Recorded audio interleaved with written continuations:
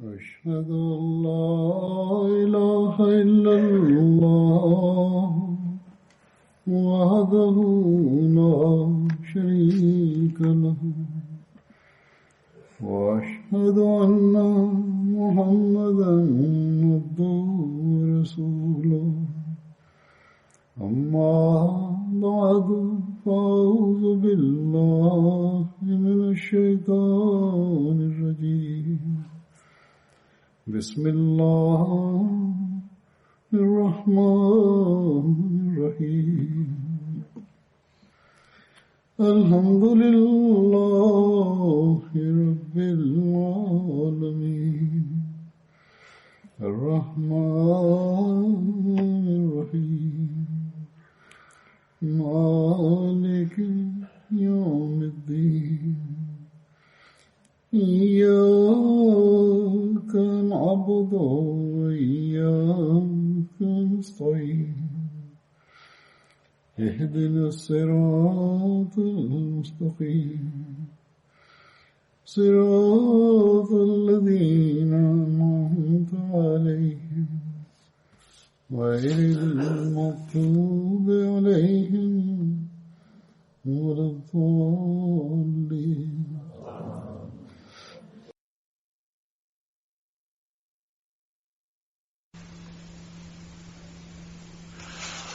Днес за този последовател, който участва в битката Бадър, неговото име Хазрат Халал.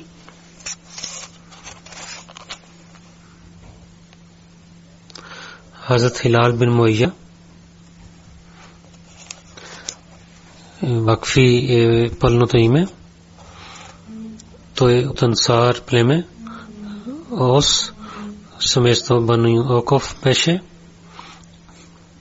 Баща му Умайя бин Амир и майка му Унеса бинте Хазим, който беше сестра на Кулсум бин Хазам. Кулсум бин Хизам е онзи последовател, при който пророк саллаллаху алейхи ва саллям в времето на преселване към Медина живеел при него. Хазрат Хилал бин Умайя и прави две сватби, и Курейш бин Малик бин Духшум и друга Мулека бинте Абдулла. Хазрат Хилал двете му жени приеха исляма и пророк саллаллаху алейхи ва саллям те правиха поръката на пророка бейт. Хазрат Хилал бин Умайя в началото той прие исляма и той чупил идолите на кабила племе Бану Акиф, и когато беше победата за Мека, той имаше знаме в своето ръце. Хазрат Хилал бин Умайя в битката Бадър, битката Ухуд и така в другите битки той участвал с пророка саллаллаху алейхи ва саллям. И в битката Табук той не участвал. Ибн Хишам, който той пише имената на последователи, които участваха битката Бадър, там няма неговото име, но Бухари, книгата Сахи Бухари, той пише неговото име в тези последователи. Хазрат Хилал бин Умайя беше от тези три ансари, които не участваха в битката Табук. Кааб бин Малик и Мурара бин Раби бяха други двама. За тях в Корана и за тези трима Бог прие тяхната прошка, които не участваха в битката, че земята стана тесен за тях и те имаха проблеми и те мислиха, че няма да има защита при Бога, но към него те Бог прие тяхната прошка. Наистина Бог приема прошката на своите слуги и е милосърден и милостив. Битката Табук стана в 9 хиджри. Беше тази битка и в Сахи Бухари има една традиция, в която там пише, че как тези трима последователи не участваха в битката. Внук на Каб бин Малик, Абдурахман, от своя баща Абдулла бин Каб каза, че Хазрат Каб, когато стана сляп, той вземеше неговата ръка и така вървеше. Той каза, аз слушах как той разказва тази случка, Каб бин Малик, тази традиция от Хазрат Каб бин Малик за този последовател Хазрат Хилал бин Умайя. За него пише в тази традиция, но има тази традиция за тях. Той каза, че Хазрат Каб бин Малик слушах как той разказва тази случка, когато той стана зад от битката Табук. Хазрат Каб каза, че аз с пророка саллаллаху алейхи ва саллям участвах във всичките битки с него, освен битката Табук. В битката Бадър не участвах, но пророк саллаллаху не се ядосва с никой, който не участва в битката Бадър. Пророк саллаллаху алейхи ва саллям отиде да спира за караван на Курайш, но резултат това беше, че не приготвяха за битката, но те имаха битка и в нощта на Асба бях с него. Разказва той за битката Бадър, че не участвах там, заради не участвах, пророк съвсем не се ядосва с мен. Той каза, че когато ние и правихме договор, силен договор в Укба, че ние сме мусулманин, аз не исках, че да участвам в битката Бадър. Битката Бадър е по-известна и аз това положение ми. Аз бях много богат, когато аз не участвах в тази битка, битката Табук. Той каза, кълня се името на Бога. Преди това аз нямах камили да се яздя и в времето на тази битка събрах 2 камили и пророк съм, когато отиваше на битката, той показваше да отиде на другата страна понякога за битка. Стратегии, които има пророк саллаллаху алейхи ва саллям, и оставаше това съкрито и пътуваше дълго или пътуваше с другия път. Когато Табук беше в времето на тогава излизане, когато времето беше много топло и последователите му и в пустинята и враг, който беше много силен, и разказа мусулманите, че както е възможно те да приготвят за битката, от тази битка, пророк съвсем не правил не скрил нищо. Ясно каза, че не отиваме към този враг и да приготвяте хубаво. Пророк саллаллаху алейхи ва саллям също каза, че къде иска той да отиде, и мусулманите с пророка саллаллаху алейхи ва саллям бяха много. Хазрат Каб каза, че нямаше никой човек, който не участва в тази битка и да мислят, че ще бъде скрито от пророк саллаллаху алейхи ва саллям, докато да има откровение от Бога. Пророк саллаллаху алейхи ва саллям прави тази битка тогава, когато плодове бяха хубави и сянката беше много хубава. Пророк се приготвил за пътуване с него. Мусулманите също приготвяха. Аз сутрин отидох, аз приготвях с тях за пътуване, но се върнах, не приготвях. С желанието излязох, но до вечер не правих нищо. В сърцето казах, аз мога да приготвя, аз имам имущество И така в съмнение бях, докато хората приготвяха и пророк саллаллаху алейхи ва саллям един сутрин излизна и мусулманите също излязаха с него и аз не приготвих нищо. Аз мислих, че след 2-3 дни ще излизам и ще пристигна до тях, защото беше Камила в дома и аз с ясно мога да правя. Но когато те отидоха, другия сутрин отидох да приготвям, но не приготвях така нищо. И в третия ден отидох и се върнах и не правих решение. И така стана, докато и хората отидоха много далеч. Аз исках да пътувам, да пристигна до тях и дано да правя така, но аз нямах сила да правя така. Първо, когато салам отиде, когато излязох при хората, аз станах много тъжен. Аз гледах само тези хора, които бяха лицемери, които останаха назад. Повече от тях бяха лицемерите. Гледах на тези хора, за които беше, че те са лицемери. Или те са бедни, или такива, които са невлидни хора, или такива хора, които измамници бяха.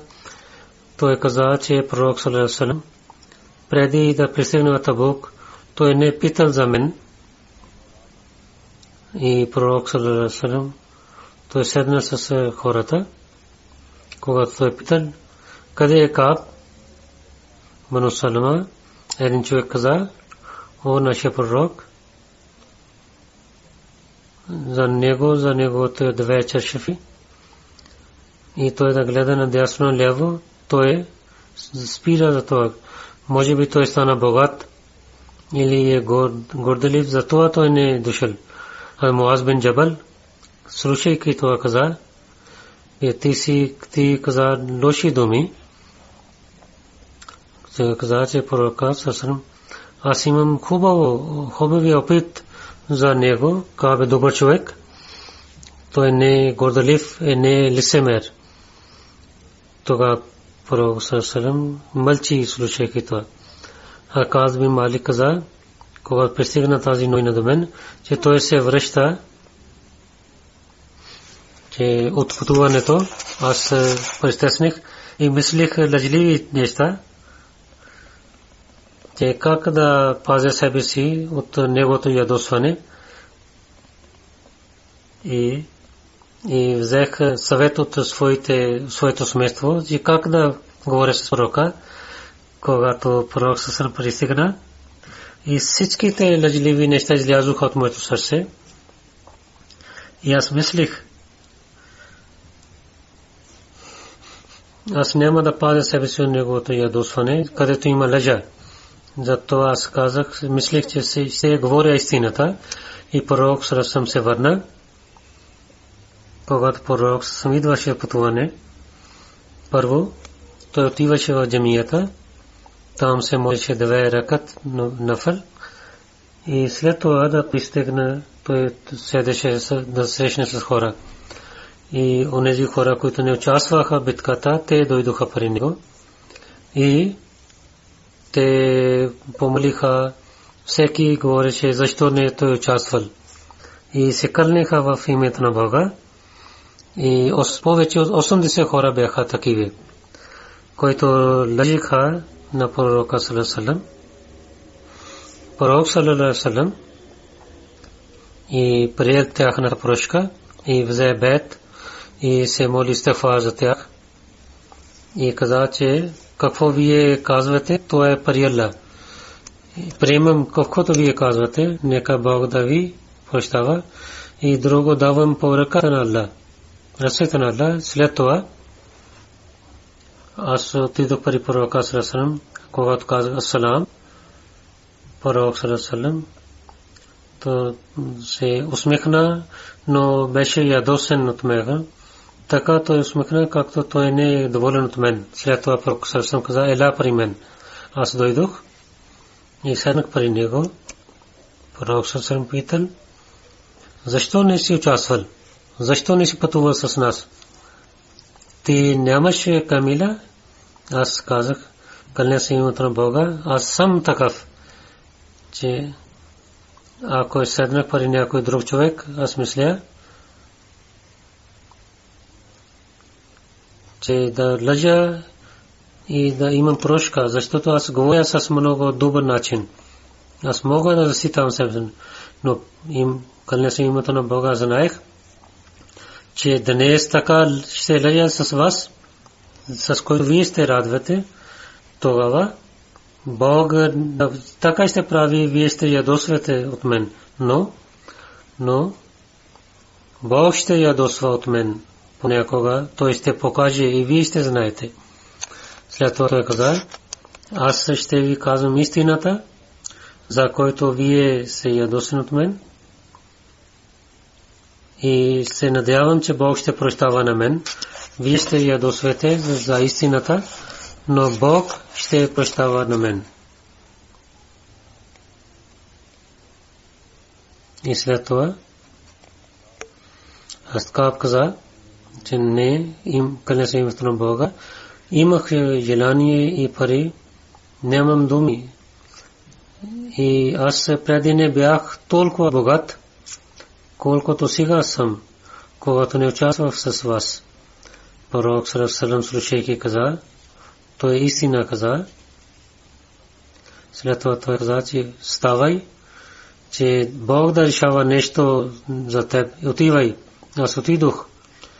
И Бану Салма, някои хора дойдоха с мен, те казаха на мен, им кълня се името на Бога, не знаем, че ти си вършил някаква грешка преди теб. И ти не моя да прави, че пари пророка също да лъжеш. И другите хора, които не участваха, те лъжиха, много хора така казаха. Пророк саллаллаху алейхи ва саллям да се моли за теб, за прошка, то е достатъчно за теб. Тези хора казаха, че кълня се името на Бога, те послаха на мен, докато аз мислех да се върна обратно и да казвам, пак да отивам пари пророка съсъм да казвам, че преди което казах, то беше лъжа. И да представя на какво нещо, но аз питах на тях, които казаха на мен, че аз питах тях, които дойдоха при мен, и да върша грешка, дали има и някой друг, който така каза с пророка саллаллаху алейхи ва саллям, както аз говорих, така истина казах. Те казаха, да, двама човека са. Те също казаха, които ти каза. И те също имаха същия договор, който ти имаш. Тогава пита, кои са те?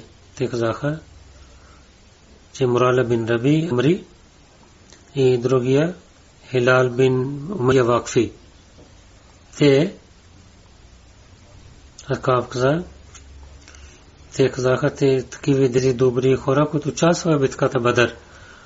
Аз имах пример в тях. Когато хората казаха за тях, аз вървих от тях и пророк съм забранил на мусулманите да говорят с нас. Когато казаха, че има и двама хора, те мислех, че те са добри хора. Те участваха в битката Бадър, за това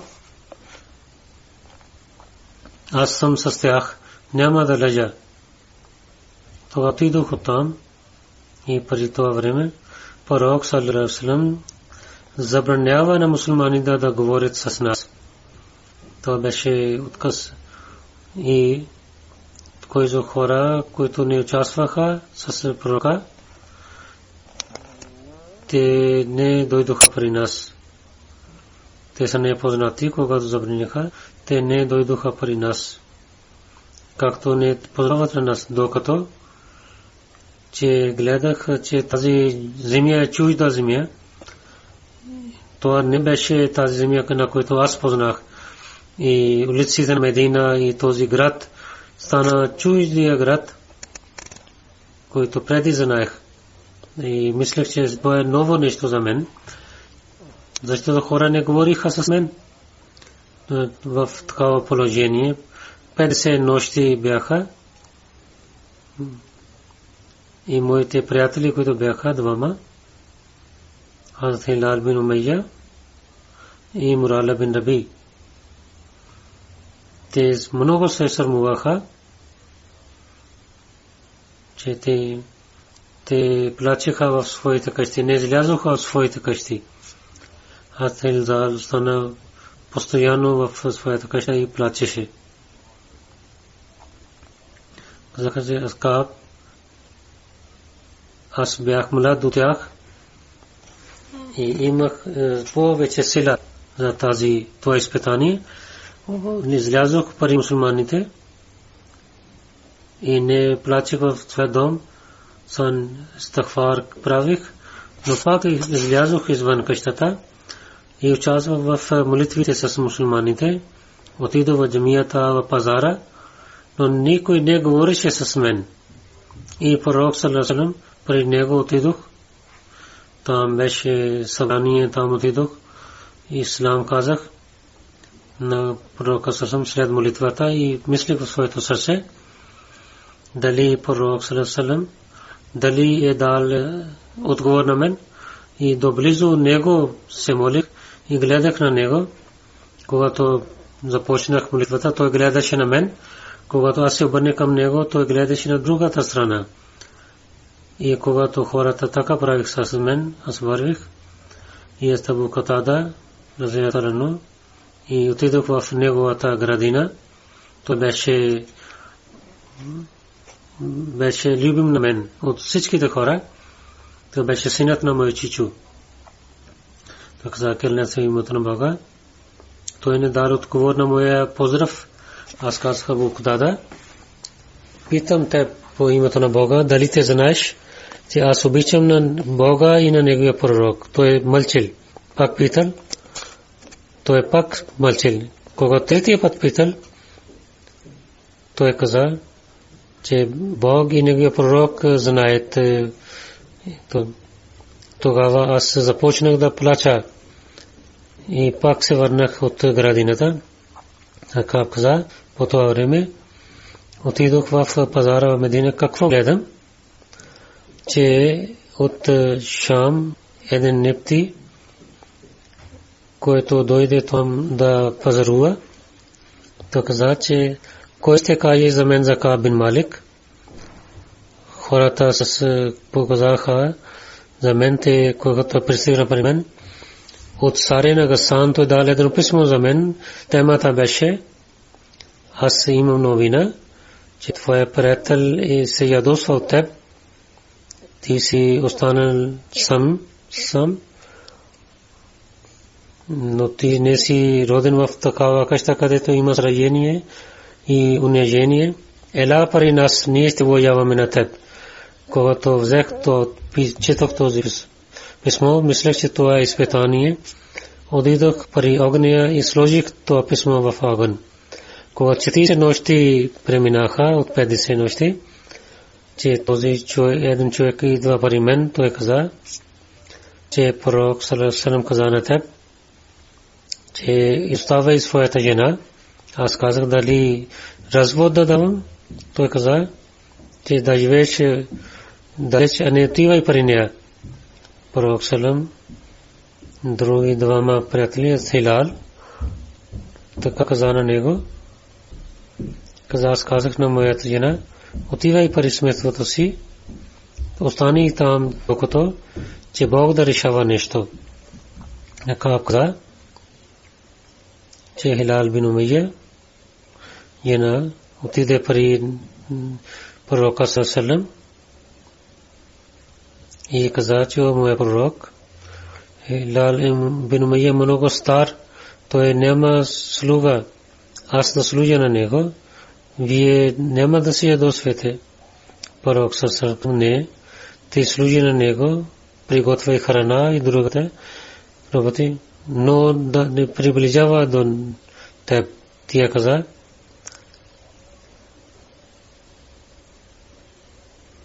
той няма сила от този ден, то днес той плаче, докато той получава тази, че той само плаче в дома си, докато това стана, така стана с него. Той каза, че моите роднини каза на мен, ако ти също, аз каза, ако ти ще говориш с пророка за своята жена, както Халал бин Умайя, неговата жена взе решение, ти се имаш.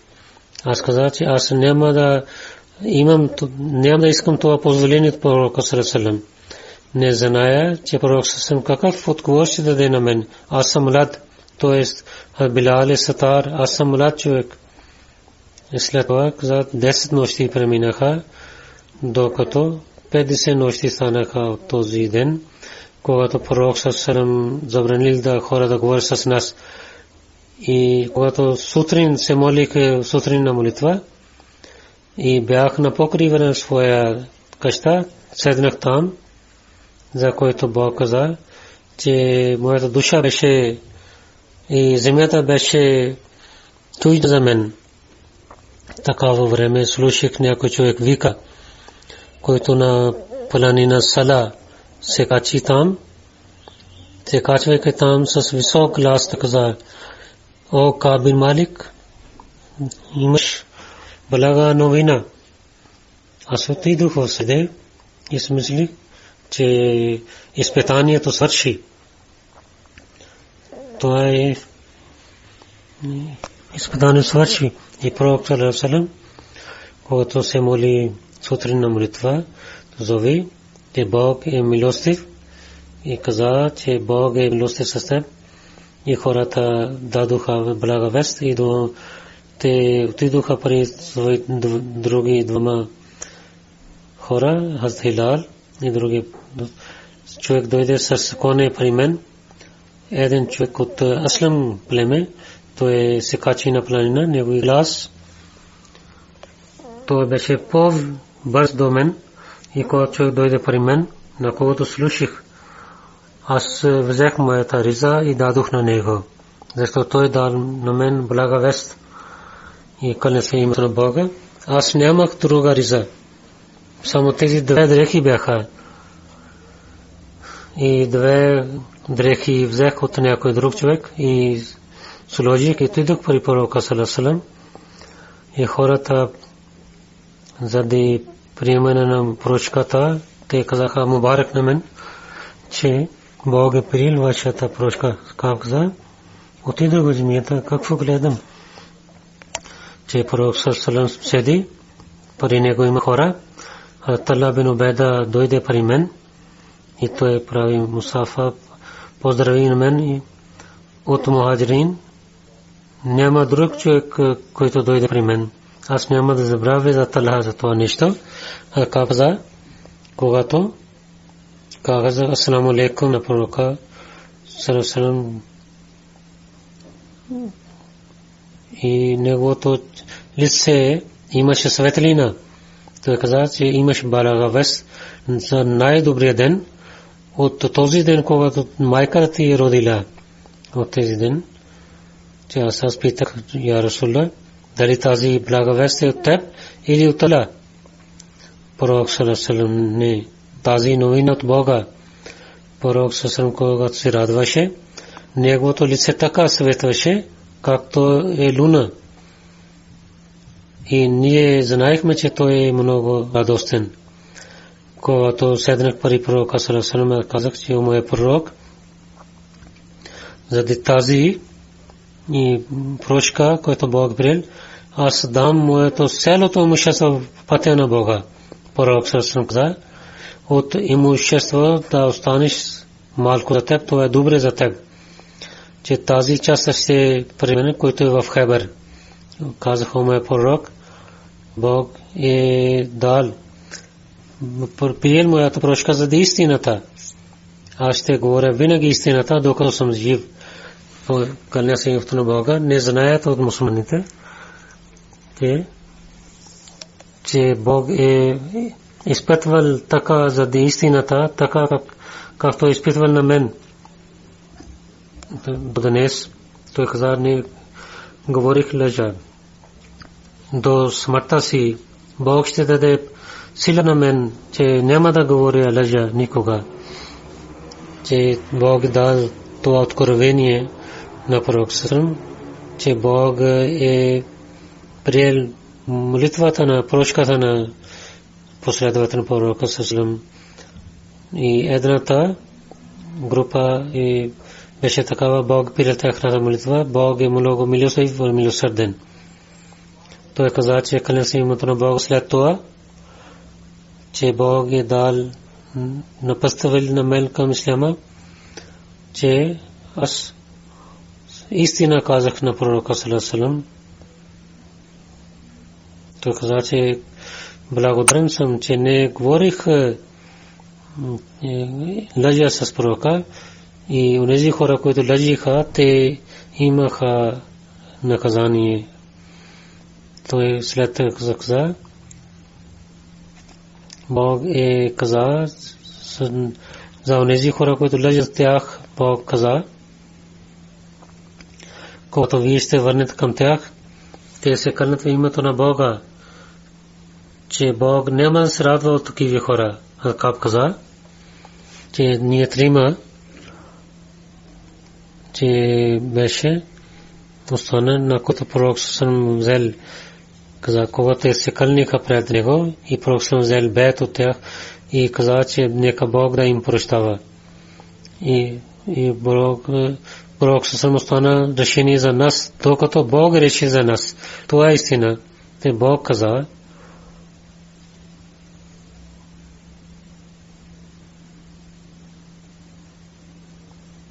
той каза, тази битка не беше, това не означава, че ние останахме от битката. Това не беше от битката. Това означава, че от решението на Бога ние останахме зад, който се кълнеха пред пророка саллаллаху. Ние бяхме отделни от тях, от тези хора, които се кълнеха пред пророка саллаллаху. Това е истинският начин за този стих, а не това, че те останаха от битката. Той каза, че това не беше заради битката, да останахме назад, че ние не сме от тези хора, които кълниха, искаха прошка от пророка саллаллаху, и той е приел тяхната прошка. Хазрат Хилал бин Умайя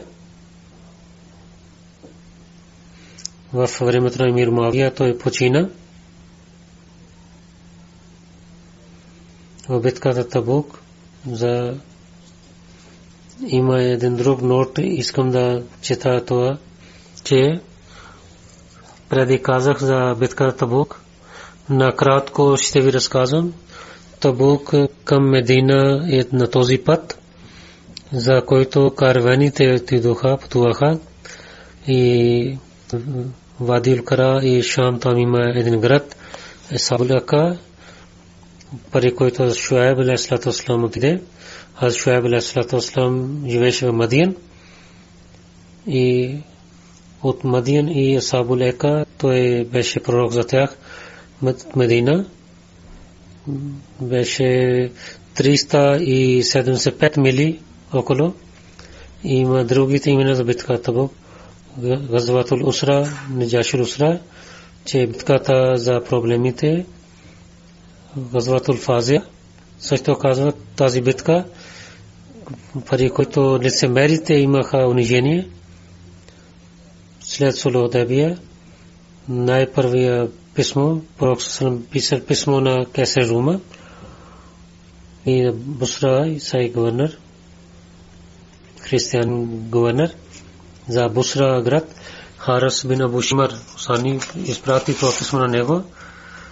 Когато пристигна това съобщение на него, той беше враг и каза, че той ще нападне на Медина. Затова хората в Медина до дълго време те очакваха, че той ще нападне на Медина.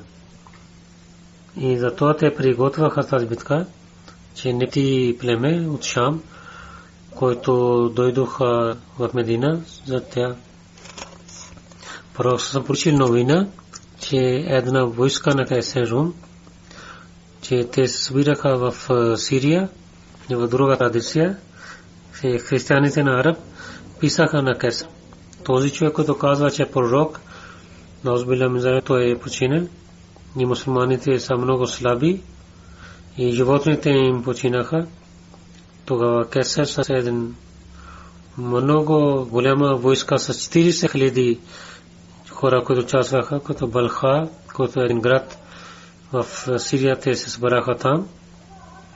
Това не беше истинската новина, но тази новина приготвяха мусулманите в Медина. Когато пророк Сасалам получил тази новина, мусулманите нямаха сяха, но пак пророк Сасалам каза, ние ще пътуваме и каза, че това място, където ние ще отиваме, че те да приготвят за това.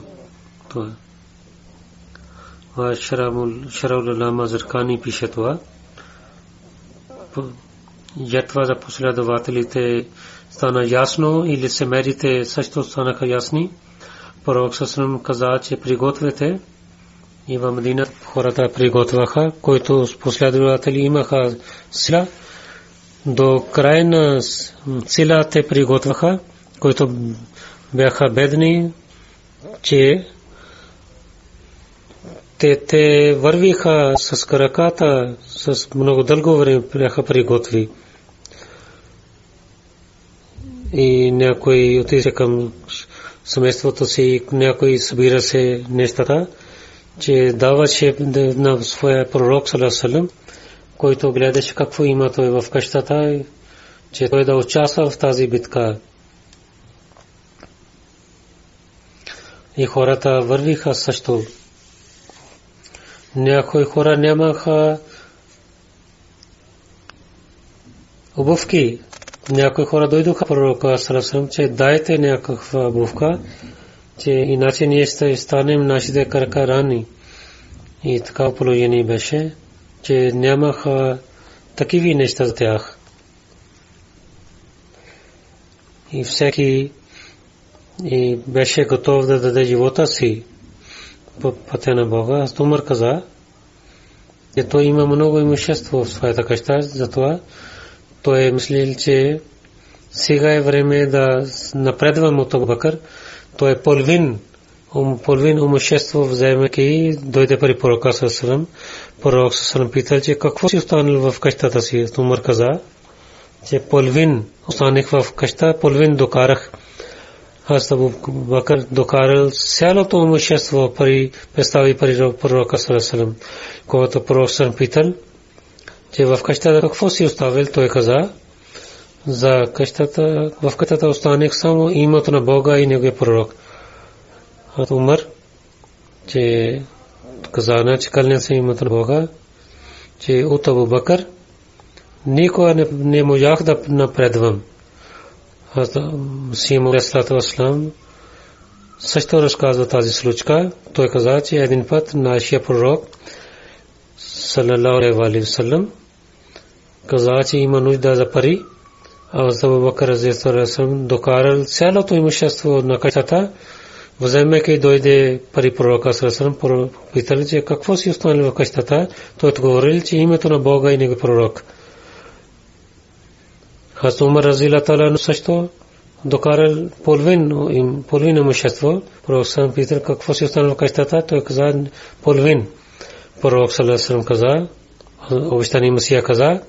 Тогава пророк саллаллаху алейхи ва саллям каза, че Абу Бакър и Умар, какво има разлика в техните дела, така има разлика в техното място. Абу Бакър в битката Табук, който цялото имущество той представи пари пророка саллаллаху алейхи ва саллям, то беше 4000 дирхама.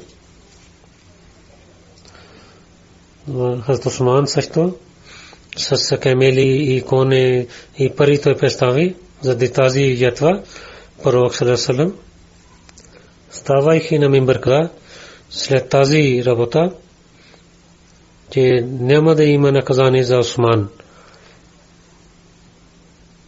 От друга традиция пише, пророк саллаллаху алейхи ва саллям каза, след този ден каквото Усман ще върши, няма да даде вреда на него. Два пъти пророк съм казал това. Абу Акил беше последовател. Той нямаше нищо да даде в тази битка. Той така мисли.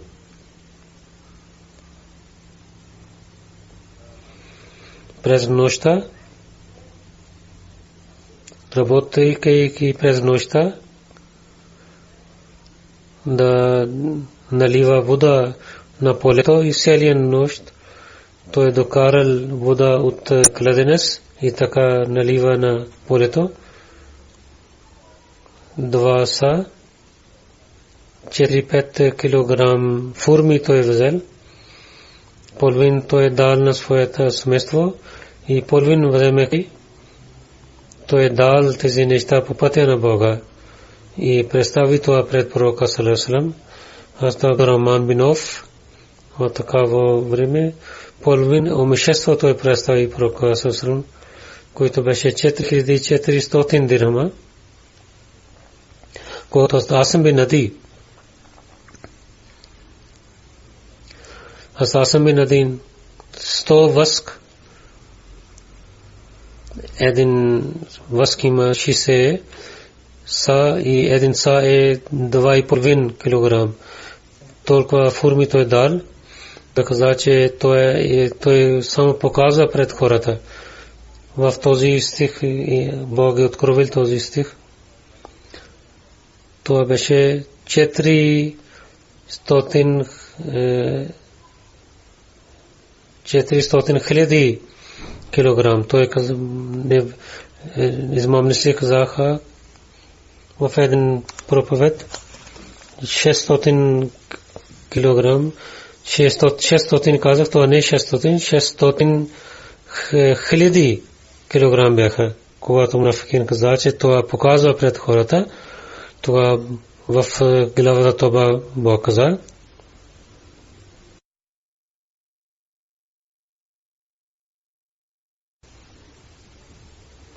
Онези хора с вярващите, които дават ятва по пътя на Бога и ги обвиняват, и с онези хора, които нямат освен работата си да дадат по пътя на Бога, те подиграват с тях. Бог ще даде наказание за тях, за тези лицемерите, които така обвиняват за онези хора.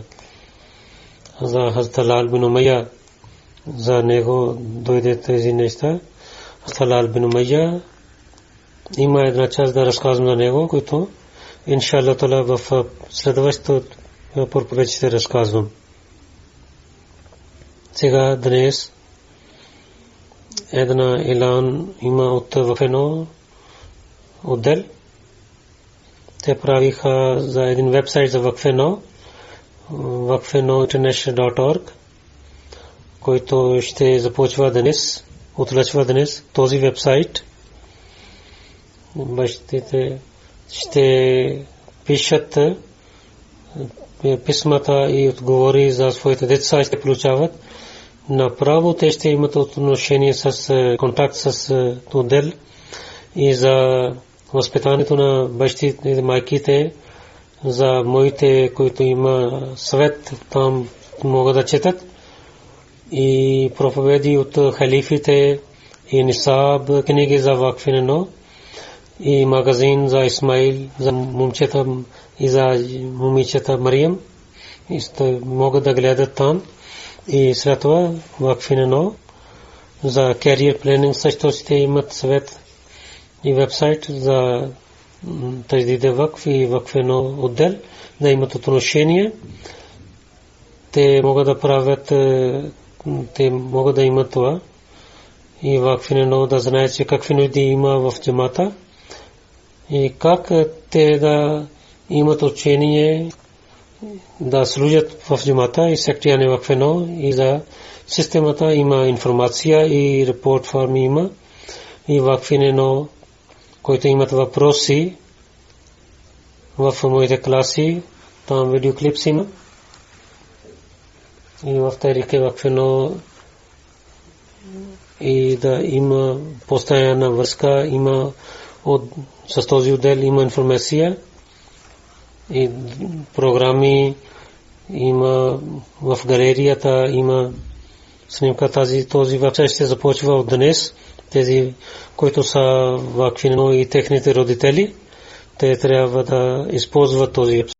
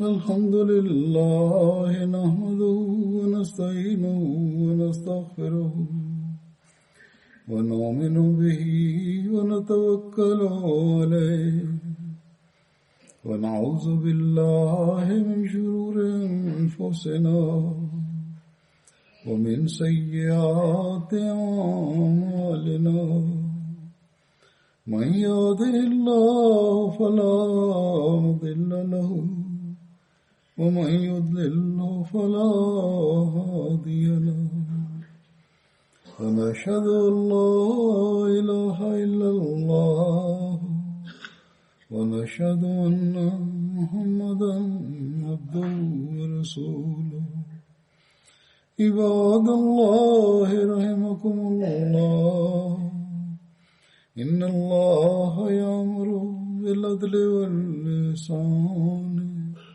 وإيتاء ذي القربى وينهى عن الفحشاء والمنكر والبغي يعظكم لعلكم تذكرون اذكروا الله يذكركم وادعوه يستجب لكم ولذكر الله أكبر